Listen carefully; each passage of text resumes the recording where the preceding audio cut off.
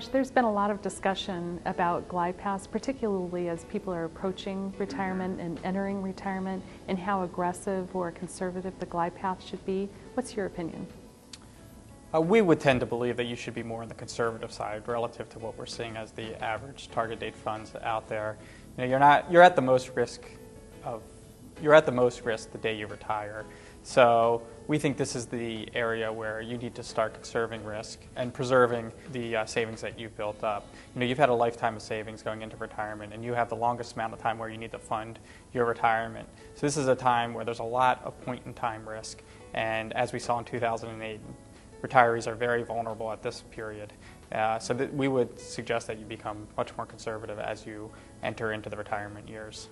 And when we look at glide paths, there's been a discussion of the to versus through, and the definition of to really varies. So what is your definition? Would you say it's a certain percent allocation to equity? Well, I think the way the marketplace is defining it is they are saying the to funds are ones that go to retirement and flatline their glide path, and they don't continue to change their asset allocation in retirement, where the through funds continue to change their asset allocation in retirement.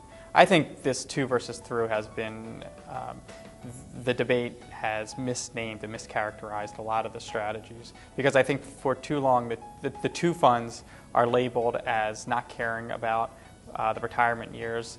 Like maybe there's an assumption that the to managers think that the individual is going to just take their money out of the plan, and that's why we don't continue to manage their assets in retirement. But we don't think that's true.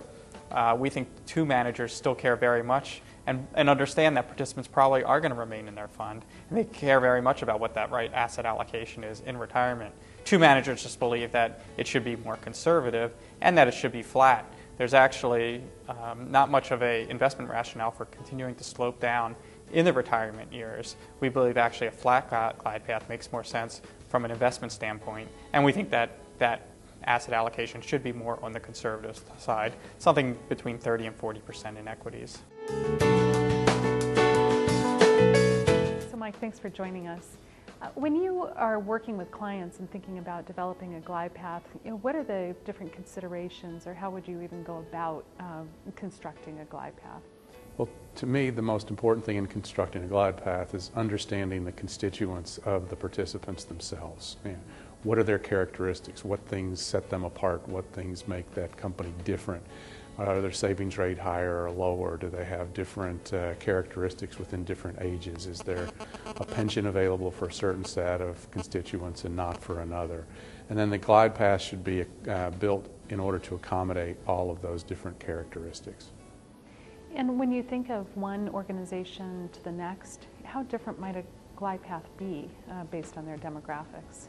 Well, I think it could be quite different depending upon the age of the company, the age of the average participant in each age group, each age cohort. Companies with sort of a lot of legacy employees with pensions for the 45, 55, 65-year-olds. Are going to be very different, something, say, a utility, a bank where there's a lot of lifetime employees as opposed to something like a high-tech company where the turnover's higher, the tenure's shorter. And each of those things is going to have very different sets of metrics in terms of how the glide path should be constructed. You've said that the demographics can really change the way that the glide path is structured. How different might the glide path be as a participant approaches retirement? Well, let's take sort of two examples of glide paths that would be quite different. Again, you take sort of the high-tech company, companies with participants who tend to have higher turnover, less tenure, not been there 20, 30, 40 years. And I think their glide path is going to look a lot more like maybe what everyone thinks of as an average. So it's going to tend down to maybe that 40% equity at retirement sort of range, at least the range that I would personally prefer to see. And then on the other hand, you take somebody, an old line manufacturing company, maybe some banks.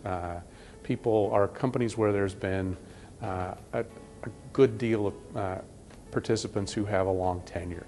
20, 30 years, and they have a pension, and the pension is the key characteristic and the key differentiator. In those cases where you've got particularly the older cohort, the 45, 55, 60-year-olds who are looking to retire, the equity allocation, they can afford to have a much higher equity allocation in those characteristics or under those characteristics than the high-tech company, because the pension cares for the bulk of the investor's needs when they retire. The 401k plan is, you can think of it as a supplemental savings plan, and they can afford to take a great deal more risk within that because their ability to fund spending when they retire is covered elsewhere. Okay. And there's been quite a bit of discussion recently about to versus through, whether we're managing a glide path to a retirement date, for instance, 65 years of age, versus through all the way perhaps to mortality date. What's your philosophy? Well, I'm adamantly in the to camp. The through camp gets into ranges and characteristics that I don't believe the average target date fund can accommodate. The target date funds are designed to be generally a one-size-fits-all for a cohort. When you hit retirement, the number and complications of issues that an investor must deal with are just too great for the average target date fund to accommodate. You need to understand things like health issues. Are you healthy or not? Family history, long-lived, short-lived. Issues around how well have you saved for your retirement, how poorly have you saved for your retirement. Do you want to leave money behind? Don't you want to leave money behind? And all those things come into play in generating an appropriate solution for retirement. And again, I'm just adamantly in the to camp, not the through camp. And when we think of the assets going into the glide path to create an optimal glide path, what are the assets that must be there in your opinion? The asset classes that must be in a glide path? The asset classes, should be obviously the standards, U.S. stocks, U.S. bonds, cash, to a limited extent on the cash. And then I think there's absolutely must have international stocks. And then today, given the investment options that are available, there should be no real excuse for not having things like real estate, tips, commodities, other diversifiers that, while they may not have been the best diversifier in the last 12 to 18 months, are long-term likely to be good diversifiers in the future.